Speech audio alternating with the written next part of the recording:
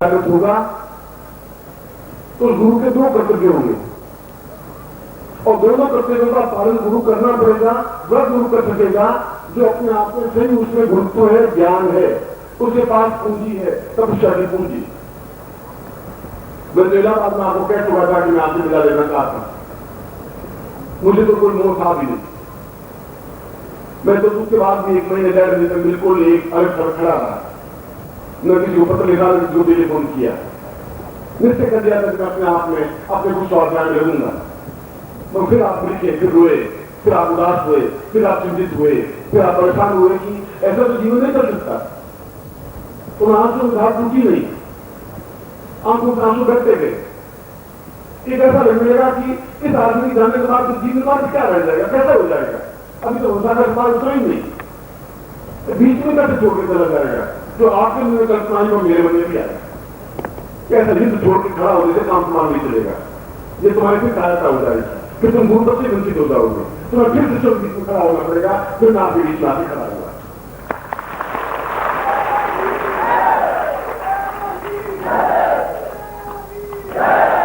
और इसीलिए यहां पर उन सभी शिष्यों से जोड़ने के लिए मैं आया, उन शिष्यों को आवाज देने के लिए आया हूं जो इससे पहले मुझसे नहीं जुड़े थे, नहीं जुड़ पाए, नहीं पता ही नहीं पड़ा कि मेरा सही गुरु कौन। कोई जरूर नहीं है, शादी होने से पहले पता नहीं चलता कि किसके साथ मेरी शादी होगी, पर लड़की तो भटकती रहती है, लड़का भटकता रहता है, एक जगह देखता है, 2 जगह देखता है, 3 जगह देखता है, 20 जगह देखता है, कोई माइंड जमता ही नहीं। और इसमें एक जगह ऐसी आती है जहां जुड़ जाती है क्रिया, और जुड़ जाने की क्रिया अपने आप में पूर्णता एक हो जाने की क्रिया होती है। उस एक हो जाने की क्रिया को दीक्षा कहा गया। और फिर प्रश्न होता है कि क्या एक बार दीक्षा लेने से सब कुछ हो जाएगा? क्या मेरा उत्तर है कि क्या एक बार घर के बर्तन मांजने से जिंदगी में बर्तन साफ सुथरे रहेंगे? क्या एक बार कुर्ता पहनने से पूरी जिंदगी में कुर्ता बना रहेगा? क्या एक बार भोजन करने से पूरा जीवन चल जाएगा? क्या एक बार दर्पण को मुंह देख लेने से पूरा दर्पण जिंदगी में काम करता रहेगा? नहीं, बार बार हमें दर्पण को साफ करना पड़ेगा, बार बार जीवन को समझना पड़ेगा, जितना अंधकार है दूर करवाना पड़ेगा। और इसीलिए लोगों ने कीर्तन और भजन के माध्यम से संदेश दिया है। पर हमारी संस्कृति उससे भी पुरानी है, तुलसीदास से भी पुरानी है, सूर से भी पुरानी है, मीरा से भी पुरानी है, चैतन्य महाप्रभु से भी पुरानी है, राम से भी पुरानी है, कृष्ण से भी पुरानी है, वैदिक काल तक है। आर्यों ने पंजाब में सिंधु किनारे पहली बार जन्म लिया, पहली बार मनु बने, मनुष्य बने, पहले ज्ञान की रचना दी, पूरे संसार को संदेश दिया, वेदों की रचना की, पुराणों की रचना की, उपनिषदों की रचना की। और उसमें एक ही बात पूरे चारों वेदों का, पुराणों का, उपनिषदों का एक ही निचोड़ था कि हर बार दीक्षा लेनी पड़ेगी, हर बार गुरु स्थापन करना पड़ेगा, हर बार उनसे दीक्षा लेनी पड़ेगी, उस गुरु से जुड़ना पड़ेगा। वह गुरु जो जीवित है, जिसके साथ हम बैठ सकते हैं। एक सूखी हुई नदी के बीच में आप स्नान नहीं कर सकते, नदी तो है जिससे गंगा सूख गई और वहां जाके रेत में लौटने से आपकी पवित्रता नहीं बच सकती। आप चीज तो गंगा ही, गंगा ने रास्ता बदल दिया। हरिद्वार में आप देखें तो गंगा ने रास्ता बदल दिया 2 किलोमीटर पहले, और 2 किलोमीटर पहले जब गंगा बैठी थी वहां तो रेत गया, वहां तो हम स्नान नहीं कर पाते, रेत में स्नान करने से पुण्य नहीं मिल सकता, पवित्रता नहीं आ सकती। जब गंगा बहती है वहां तो उसको डुबकी लगानी पड़ेगी, जहां गुरु होंगे उसके साथ जुड़ना पड़ेगा। तो बहता हुआ पानी, चलता हुआ गुरु, जो हमारे साथ खड़ा होने वाला गुरु, जो हमारा अंधकार को दूर करने वाला गुरु, जो हमें दीक्षा के माध्यम से संस्कार करने वाला गुरु हो। इसलिए भ्रम को मैं मिटाना चाहता था कि किसी गुरु के प्रति हमारी कोई अभिज्ञा नहीं है, कोई निरादर नहीं है, कोई अपमान नहीं है। उनके प्रति भी उतना ही श्रद्धालु होना है जितना किसी के प्रति होते हैं। मगर जहां भी ज्ञान मिले वहां फिर उनके साथ जुड़ना ही पड़ेगा। और जोड़ने के लिए इतनी बड़ी तब की केवल मेरे कहने से कोई प्रति नहीं बन पाएगी, उसके साथ फिर समूह बनाना पड़ेगा, उस संबंधों की दीक्षा के माध्यम से, और बार बार संस्कार वसूल करने के लिए दीक्षा लेनी पड़ेगी। इसलिए मैंने कहा कि इस पंजाब में पहली बार ऐसा फिर लोग यहाँ पे चकित हैं कि ये क्या हो रहा है, ये कैसे हो रहा है। मैं वही कार्य कर रहा हूं जो हमारे ऋषियों ने कहा, पूर्वजों ने किया है। आपको इस पूरे शरीर में नहीं करना। न आप उत्तर प्रदेश से अलग है, न मध्य प्रदेश से अलग है, न केरल से अलग है, न आप दक्षिण से अलग है। आपके शरीर में उन्हीं ऋषियों का खून है, जो ऋषि का खून मेरे शरीर में। जो 18 ऋषि है, 19वां ऋषि उस समय जो ब्रह्मा ने उत्पन्न किए, इसलिए हमारे गौतम वशिष्ठ है, विश्वामित्र है,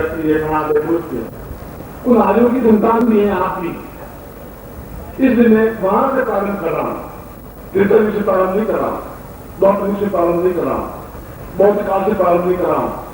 मैं उस जगह से आपको प्रारंभ कर रहा हूं जहां वेद को रचना हुई, जहां पुराणों की रचना हुई, जहां वेदों में कहा गया।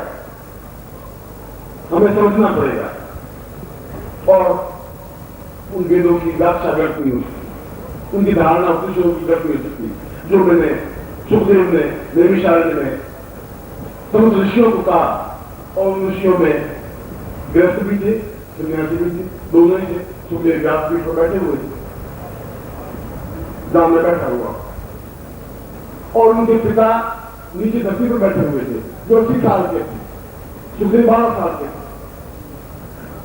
और ऋषियों ने कहा, ये तो गलत परंपरा है, हमारे बाप की पद्धति नहीं है, ये हम क्या कर रहे हैं।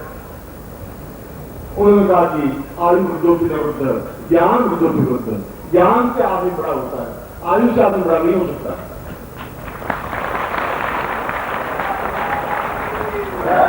इससे विश्व में 12 साल का बालक ज्यादा वृद्ध था, ज्यादा ज्ञानमान था, ज्यादा चेतनामान था। इसलिए गुरु के सामने दोनों स्थितियां बनी थी। आपकी जीवन की समस्याओं को भी दूर करे। कौन करेगा आपकी समस्याओं को? आप तो करके थक गए। आपकी जीवन की समस्या दूर नहीं होगी तो गांव में लेने में माता भी नहीं पाएंगे आप।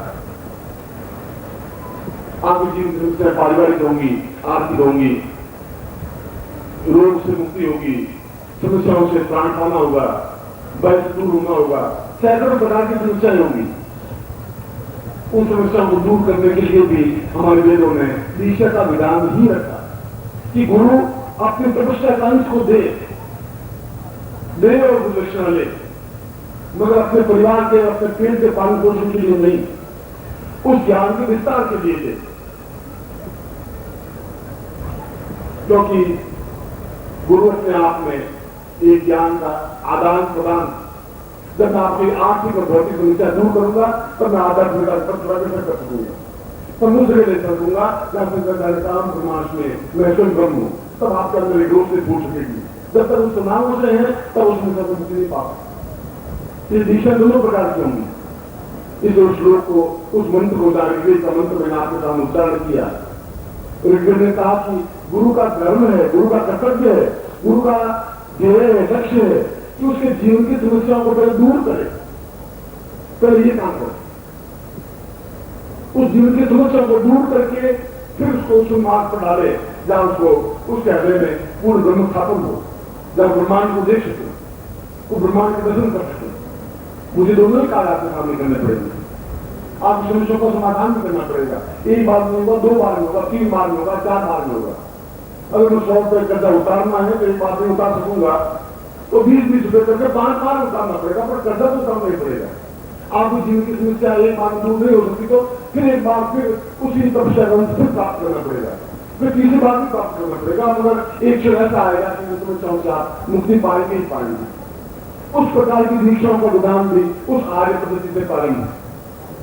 जब वशिष्ठ ने अपनी पत्नी को दीक्षा दी, उस मैत्री को कहा तुम ऋषिष्ठ बन, मेरी पत्नी बनकर के तुम उस ब्रह्म को प्राप्त नहीं कर पाओगे। छोड़ लात पार घर दौड़ को छोड़ दो, सब कुछ मेरे चरणों में समर्पित कर। पत्नी को कह रहा है ये तुम्हारे पास ज्ञान में करने वाले छोड़ पहले यहां पर समर्पित कर, फिर उसमें ज्ञान दूंगा। तुम देगा, तुम देगी तो मैं प्राप्त कर दूंगा। एक प्रधान होगा, एक लक्ष्य बनेगा, एक चिंता भी बनेगी, अपना मैं पूरा व्रत बनेगा। इसलिए शिष्य का कर्तव्य देना, गुरु का कर्तव्य भी देना। दोनों अपने अपने कर्तव्य में लगे रहेंगे, एक साइड से कोई काम नहीं हो पाएगा। मगर स्वार्थ बीच में हो तो गुरु नहीं बन सकता। बेटा नालायक तजो तजो स्वार्थी यार, निर्मोही माता तजो तजो निर्लजी नार, तजो निर्लजी नार, तजो सन्यासी कामी, नौकर मनो खराम तजो अन्याय स्वामी गुरु लालची तजो चेला अभिषेक तक जो स्वार्थी है, लालची है, जो अपने स्वार्थ में केंद्रित उस चेले को भी छोड़ देना चाहिए। क्या गुरु केवल अपने स्वार्थ में लीन है, उस गुरु को भी छोड़ देना चाहिए। दोनों बात बताइए। गुरु अपना ज्ञान अपनी समस्या दे जो बहुत कीमती है, बहुत महत्वपूर्ण है, देकर के समस्या को दूर करने का प्रयत्न करें। तुम्हारी समस्या दूर नहीं होगी तो तुम उस जगह से नहीं पहुंच पाओगे जहां पहुंचना चाहूंगा, जहां आपके अंदर रोशनी पैदा हो सकेगी, अपने आप में पूर्ण प्रकाश फैल सकेगा, जहां प्रभु के दर्शन हो सकेंगे, हम पूर्ण ब्रह्मांड को देख सकेंगे, जहां संसार की मुक्ति पालन हो सकेगी। हम ब्रह्माष्टमी तो पागल नहीं था। उसने कहा कि ये सुनने से काम नहीं चलेगा। उसने कहा कि उस बुद्ध के उपदेशों से मेरा काम नहीं चल सकता। मैं तो स्वयं पूरा ब्रह्मांड स्थापन करना चाहता हूं इस गुरु शिष्यों के हृदय अंदर, और ये बता देना चाहता हूं तुम खुद ब्रह्मांड हो, हम ब्रह्मांड में बात देखने की जरूरत नहीं। पूरा ब्रह्म, पूरा ब्रह्मांड, पूरा विश्व, समस्त विश्व ही है, पूरा ब्रह्मांड, सूर्य चंद्र नक्षत्र तारे ग्रह नक्षत्र मेरे अंदर है, वो वहां से ले जाएगा कौन? और वहां ले जाने के लिए भी फिर उसकी ऋग्वेद में साफ साफ कहा है कि गुरु समर्थ गुरु, चैतन्य गुरु, जीवित गुरु। मरा हुआ देश यदि शांत हो गया, शरीर तो आसान से जीना, एक दिन मेरा शरीर भी शांत होगा, फिर कोई नया गुरु स्थापन होगा, फिर आपको ज्ञान देगा, फिर आपको चेतना देगा। मगर उससे पहले ही आप उस जगह पहुंच जाए जहां मैं आपको पहुंचना चाहता हूं, फिर गुरु की जरूरत रहेगी नहीं, फिर आपको जरूरत।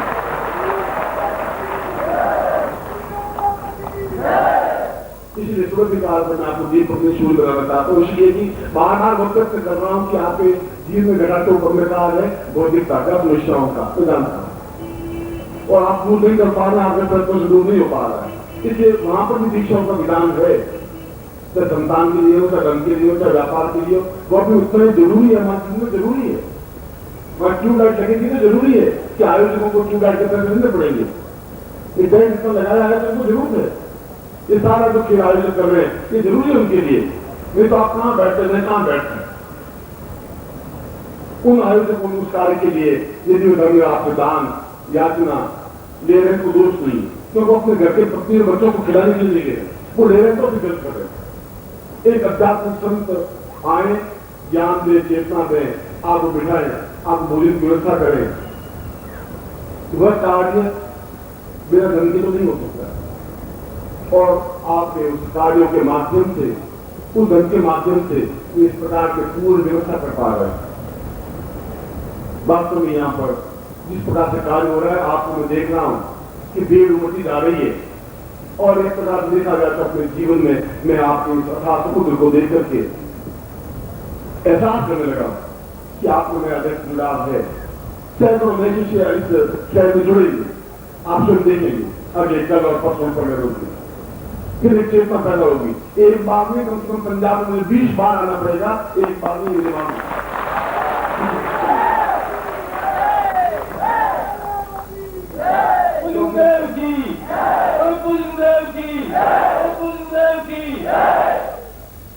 सुबह के बाद में भी 6 प्रस्ताव मेरे सामने आते हैं कि आपको ये फिर एक बार फिर लगाना है। ये तो केवल 15 दिन की तैयारी है हमारी। 15 दिन में हम क्या कर पाते हैं? ये तो प्रभु का निमित्त है, प्रभु जहां बुलाएगा वहां मुझे जाना पड़ेगा, जहां शिष्यों का योग है वहां पहुंचना पड़ेगा। उनका क्या आप 2-3 महीने का टाइम फिर दीजिए, हम एक बार में हम तो 20 जगह पहुंचना चाहते हैं। मैंने कहा मैं भी आपने तैयार, ये सब शिष्य जुड़ रहे हैं। मैंने कहा मेरे नारे जुड़ रहे हैं, इसलिए आपके मेरे बीच में एक संबंध बनाना चाहिए दीक्षाओं के माध्यम से। मेरी ड्यूटी है आपकी समस्या को दूर करूं उन दीक्षाओं के माध्यम से। केवल एक ही रास्ता हमारे पास बचा है, मेरे पास देने के लिए केवल ज्ञान और दीक्षा है। अपनी तपस्या दान से, अपनी तपस्या मैं कुर्ता दे सकता हूँ, बनियान दे सकता हूँ, फिर धोती दे दूंगा, 5 रुपये क्या दूंगा, 4 चीजें मेरे पास नहीं, कपड़े 4 बाहर खोल के दे दूंगा, छठी बार क्या दूंगा। मैं मेरे उस साधना अंत नहीं आ पाएगा, उस तपस्या अंत नहीं आ पाएगा। वह मैं आपको दूंगा और बनिए को दूंगा और बनिया में चीज दे देगा, मैं आपको दूंगा। और उस कार्य के लिए जिससे कि आप प्रत्याशा में रख सके, फिर जालंधर में रख सके, फिर दूसरी जगह में रख सके, फिर रोज से और निकल सके, फिर आप आ सके। एक बार भी हम ऐसा नहीं कर पाएंगे तो फिर कैसे हो पाएगा। ओम परम तत्वाय नारायणाय गुरुभ्यो नमः। ओम ह्रीं मम प्राण देह रोम प्रतिरोम चैतन्य जाग्रय ह्रीं ओम नमः। ओम भूर्भुवः स्वः तत्सवितुर्वरेण्यं भर्गो देवस्य धीमहि धियो यो नः प्रचोदयात्।